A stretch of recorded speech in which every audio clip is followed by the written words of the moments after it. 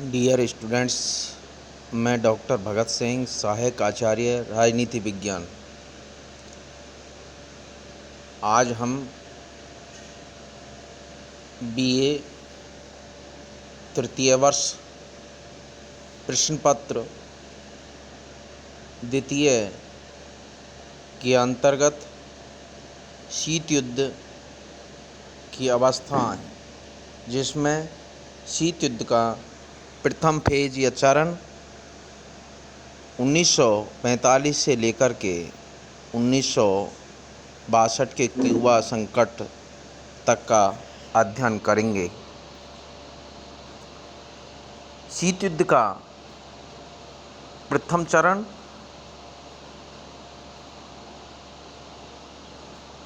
Winston Churchill द्वारा Fulton में दिए गए भाषण से प्रारंभ होता है और फुल्टन भाषण से लेकर 1955 तक महाशक्तियों में वैचारिक स्थिति को परंपरागत शीत युद्ध की संज्ञा दी जाती है।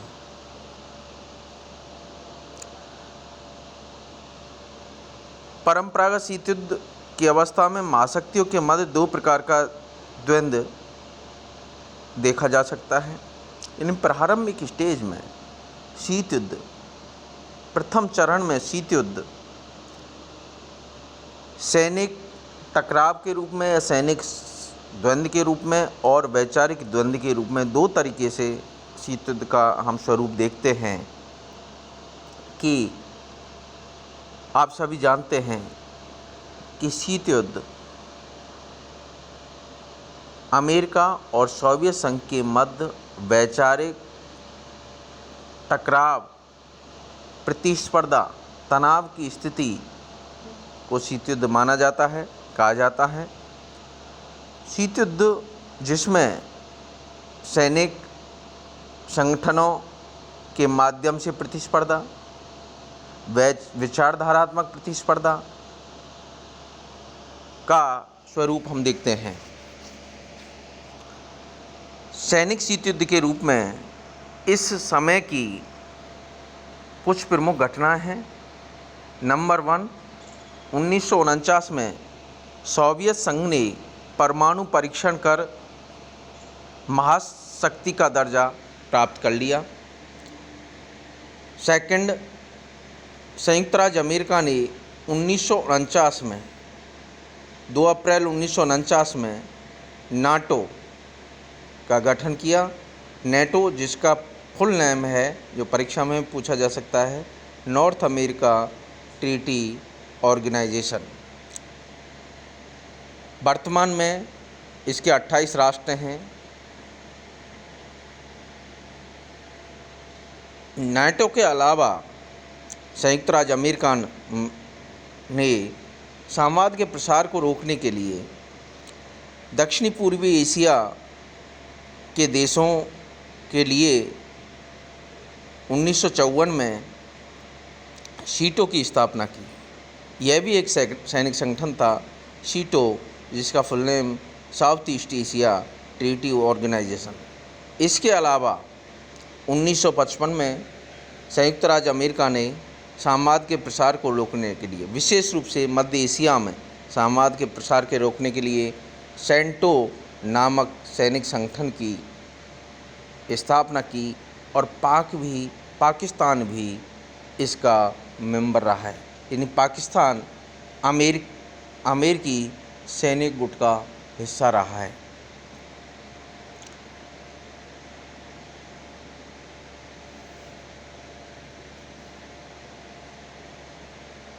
इसके विरोध में सोवियत संघ ने भी एक महत्वपूर्ण सैनिक संगठन की स्थापना की, जिसका नाम है 1955 में वार्सा पैक्ट नामक सैनिक संगठन की स्थापना की। 1991 में सेंटो नामक सैनिक संगठन का समाप्त कर दिया गया और वार्सा पैक्ट भी 1991 में सोवियत संघ के विघटन के पश्चात सोवियत संघ का जब वार्सा उसके समय वार्सा पैक्ट को भी समाप्त कर दिया गया, लेकिन अभी भी शीत युद्ध के अवशेष के रूप में नेटो संगठन अभी भी बना हुआ है, सक्रिय है। वैचारिक द्वंद्व, विचारधारात्मक जो टकराव है, विचारधारात्मक जो प्रतिस्पर्धा है, उसके रूप में कुछ प्लान, कुछ सिद्धांत प्रतिपादित किए गए दोनों महाशक्तियों के द्वारा, जिससे अपने समर्थन में ज़्यादा देशों को शामिल करना, ताकि एक दूसरे की विचारधारा के प्रसार को रोका जा सके। यानी कंटेनमेंट के रूप में, विचारधारात्मक अवरोध के रूप में सोवियत संघ ने भी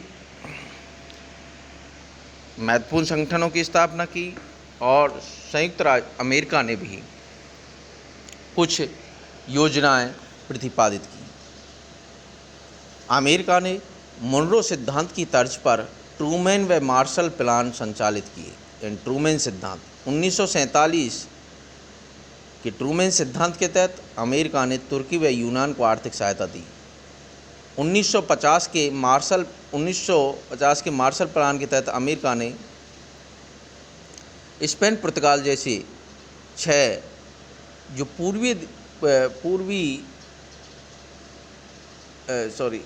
पश्चिमी यूरोपीय देशों को सहायता दी, ताकि साम्यवाद के प्रभाव को रोका जा सके, उनका आर्थिक पुनर्निर्माण किया जा सके। 1949 में ओएस का गठन किया गया, ऑर्गेनाइजेशन ऑफ अमेरिकन स्टेट्स, ताकि यहाँ पर भी साम्यवाद का प्रभुत्व रोका जा सके। सोवियत संघ ने इसके विरोध में पूंजीवाद के अवरोधन के रोकने में 1949 में CME का गठन किया, mutual council of mutual economic assistance, परस्पर आर्थिक सहायता परिषद का गठन किया। CMEA का प्रमुख उद्देश्य साम्यवादी देशों को आर्थिक व तकनीकी सहायता प्रदान करना था। इसका मुख्यालय मॉस्को में था। इसे कम्युनिस्ट फॉर्म के नाम से भी जाना जाता है, कुछ लोग इसे कॉमन फॉर्म के भी नाम से जानते हैं। 1991 में सोवियत संघ के विघटन के साथ ही कॉमेकॉन समाप्त हो गया।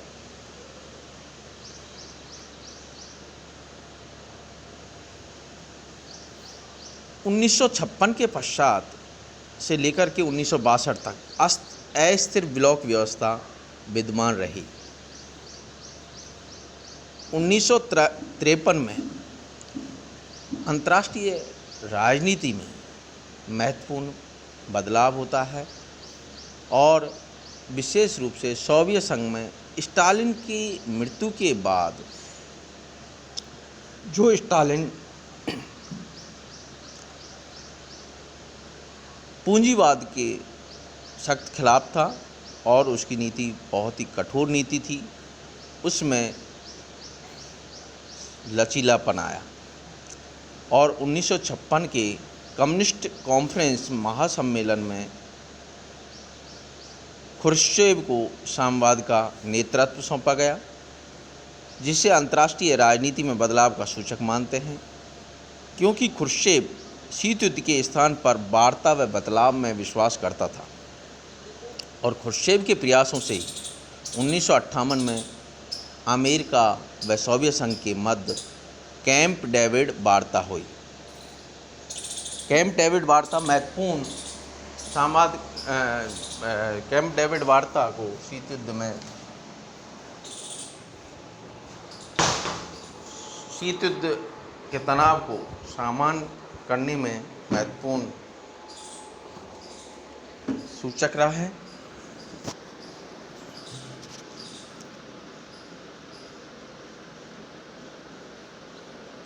कैंप डेविड वार्ता के बाद पेरिस सम्मेलन वार्ता का आयोजन किया गया, जो कि एक प्रस्तावित था, जो 1960 में होना था, लेकिन उससे पूर्व ही 1960 को सोवियत संघ में अमेरिकी जासूसी विमान U-2 जासूसी करते पकड़ा गया, जिसे U-2 कांड कहते हैं, और उसके कारण पेरिस कॉन्फ्रेंस या पेरिस वार्ता या पेरिस सम्मेलन असफल हुआ।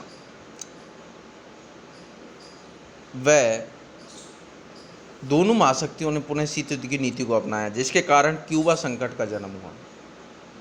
क्यूबा संकट बहुत ही इम्पोर्टेंट है। कई बार परीक्षाओं में 5 अंकों में पूछा गया है, 5 नंबर के क्वेश्चन में क्यूबा संकट से आप क्या समझते हैं, क्यूबा संकट क्या है, क्यूबा संकट पर टिप्पणी करिए।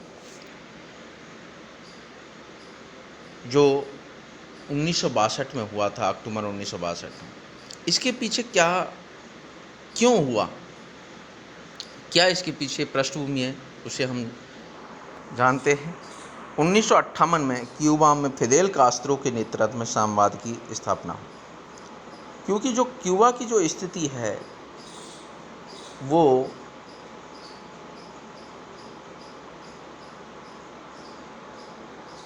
संयुक्त राज्य अमेरिका से नज़दीक है, संयुक्त राज्य अमेरिका से जलीय सीमा से जुड़ा हुआ है। 1958 में क्यूबा में फिदेल कास्त्रो की जो सरकार स्थापित हुई, और वो साम्यवादी सरकार थी, इससे क्यूबा के सोवियत संघ के साथ रिश्ते बढ़ने लगे, और वहाँ सोवियत संघ ने लंबी दूरी की मिसाइलें स्थापित करना प्रारंभ कर दिया। अक्टूबर 1962 में तत्कालीन अमेरिकी राष्ट्रपति जॉन एफ कैनेडी ने इन मिसाइलों को अपनी संप्रभुता पर हमला माना और सोवियत संघ के जहाज़ों का प्रवेश क्यूबा में रोक दिया, जिसे क्यूबा नाकेबंदी के नाम से जानते हैं। इसी के साथ तृतीय विश्व युद्ध की स्थिति उत्पन्न हो गई।